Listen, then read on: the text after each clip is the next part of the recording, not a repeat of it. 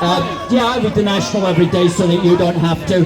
And they've got their best thinkers working on how do we convince the Scots that they should accept endless immigration. And their answers do not have anything like the moral and intellectual clarity that you've heard here today. For example, they'll say we need immigration for economic growth. However, this argument only serves the needs of the financial class in the City of London. The billionaires that they're talking about over there. It's the billionaires who see it in their interests to keep people coming in. It's the billionaires.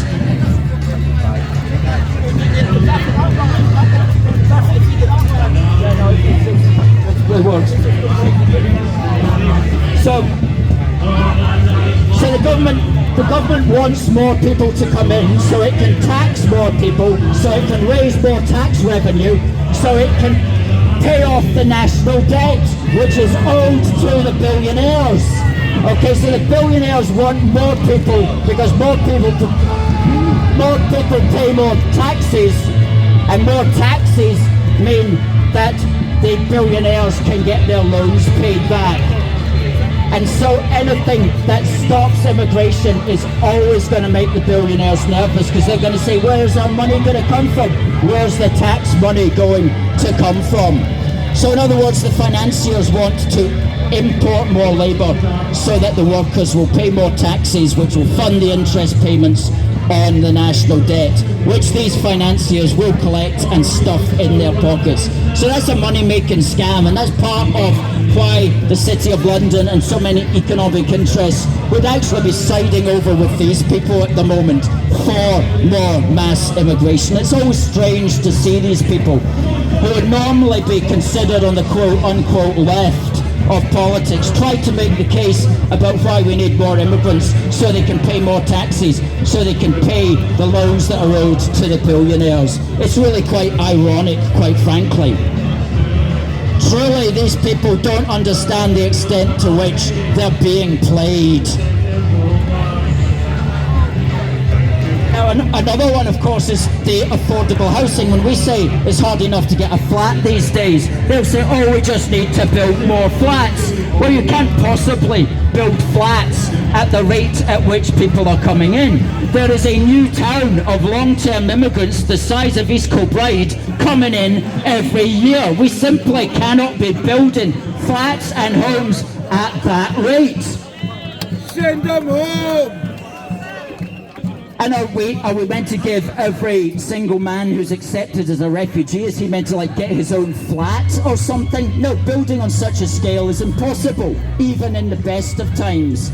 And when the government then enters the private rental market and says, we'll buy up your flats in order to give to the refugees that they have a legal obligation to house, then that's only pushing up the price of private rents for the rest of us.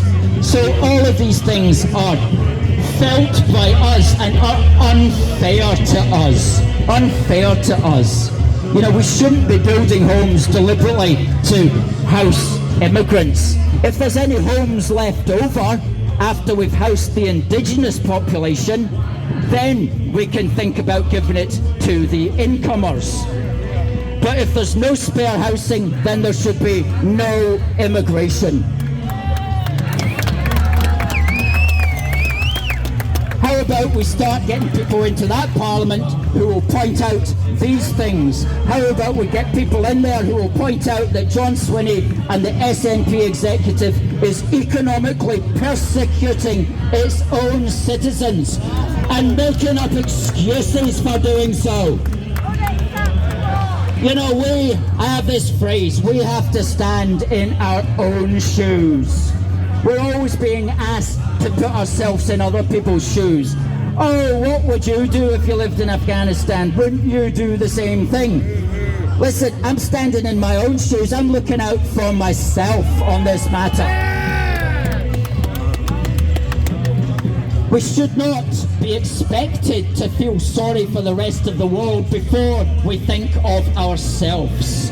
We have to stand in our own shoes. We should not be expected to take them off and give them to other people who already have their own shoes, who already are walking in a country of their own. Sometimes we have to think of ourselves. Many of us have a hard enough time walking in our own shoes, so don't ask us to ignore our own interests, John Swinney. Now let me just be clear, of course we should treat everyone with dignity and respect. That's a given. But the point is, they can't all live here. Treating people with dignity and respect is not the same as abandoning our laws of entry. Treating people with dignity and respect is not the same as advocating for open borders. You know, we can believe in the brotherhood of man without wanting the entire brotherhood of man to live in Scotland. And yes, of course, it's important to be fair and as tolerant as we can and as compassionate as we are able to others. That's a given. But it doesn't mean giving up on our own interests. A policy of mass immigration may seem fair and tolerant and compassionate to the people who are coming in, but it's not necessarily fair and tolerant and compassionate to us, the people who already live here. You know, we want these things too. We want fairness for us. We want tolerance for us. We want safety for ourselves. We want compassion for ourselves and our families. We want our interests to be respected, and there's nothing wrong about asserting our interests. You know, this is our country. This is our country. It's not a country for the world. The people over there want there to be no borders. They don't believe in nations. The people over here believe in nations. This is our nation. This is our country. We have a right to stand up for it. We have a right to defend it. We have a right to use the democratic system to vote people into that parliament who will stand on this common sense opinion.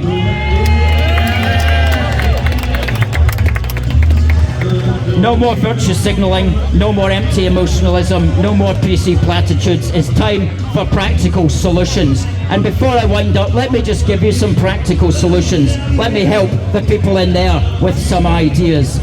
Restricting legal immigration is very easy.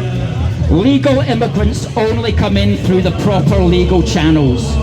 Legal immigrants can only come in through the proper legal channel if they have a work visa or a student visa or a family visa. If you cut down on the number of visas that you give and you can cut it down to zero, that means nobody comes in. It's very easy to restrict legal immigration. Now, from the perspective of the MSPs in there and the Scottish Executive, they should use their power to pressure the British government to restrict visas, especially into Scotland. As for stopping the Channel crossers, that's also very easy. We leave the UN Refugee Convention. That's an international agreement which essentially legalizes crossing the Channel in a dinghy, providing you're doing it to claim asylum. So we leave the UN Refugee Convention. That will enable us to declare entry via the Channel to be utterly, absolutely illegal. That means anybody who does it will be sent to prison for breaking the law. Hey, we may even have to build a small purpose-built prison especially for those guys. But here's the thing, we won't have to have many people in it for very long until everybody else gets the message. In fact, everybody else will get the message within 24 hours and they'll go off to another country, or they'll spend the rest of their lives in France, but they won't bother crossing the English Channel if it means they're going to prison. Now, Keir Starmer won't do that, of course, but what we can do is we can get that conversation going. No more of this empty emotionalism. Oh, they're all poverty, they're all persecuted. No, they're not. They're young men coming from a safe country called France. They can stay in France and let France deal with them. Another couple of things that we need to do. I know these guys agree with me. Fantastic. We've got to abolish the concept known as indefinite leave to remain, which enables anybody to have virtually full access to the British welfare system after only 5 years legal residence. That has to go completely. There's absolutely no reason for indefinite leave to remain. It won't surprise you, Edward Heath introduced that probably just on the same time as he sent us into the European Union. So we have to stop indefinite leave to remain, and we have to end easy British citizenship. You can become a British citizen after 6 years, 1 year after getting your indefinite leave to remain. And that's absolutely absurd. Why do we even give out British citizenship? Why? It should be more like 25 years if we give it out at all. And basically the general principle here is that if you're an immigrant working in the country, you don't have access to the welfare system at all. And if you need access, well, maybe you're going to have to go home and access it back in your previous country.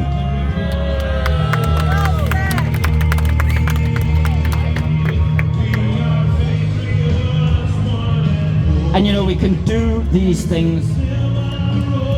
We can do, it's under the plastic bag, the plastic boxes. It's in one of the plastic boxes. All these things can be done, and they can be done humanely and fairly.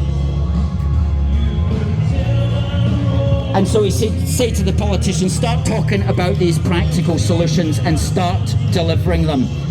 I wrote that book of practical solutions to protect our country. You can get it on Amazon.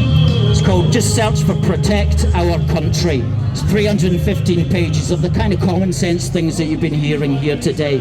If you're not going to read it, I suggest you simply buy a copy and send it to your local MSP and say, you have a look at this, because it's perfectly practical, perfectly humane, it's all fair, it's all respecting the dignity. Whether the SNP MPs can read is another matter, of course, yes.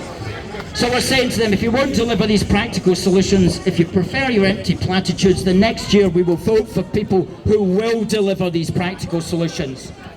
We will bring people together around the idea of immigration restriction, and we will lever that block vote next year at the 2026 Holyrood election in May in order to clear out the Open Border Brigade MSPs and get some common sense back into our Parliament. Ladies and gentlemen, you all made history today, and you've panicked the establishment in there who've been watching. There's no doubt about them. You've annoyed them. They don't like to see any opposition.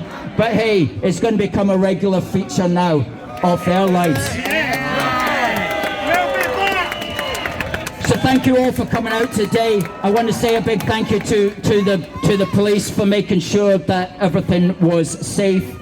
And they've asked us that when we disperse this area, please, if you can go out that dispersal area there. Sorry about the problems getting here, but we can't, we leave the police to arrange a certain amount for everybody's safety. Ladies and gentlemen, do you think we should be back in front of this building next year in the run-up to Holyrood? Yeah! Absolutely. Well, there's some dates that would be fitting, and we might have to do it more than once as well, because we really need to keep this going. We'll see you then, but for now, folks, God bless you all and have a safe journey home. Yeah! Thank you.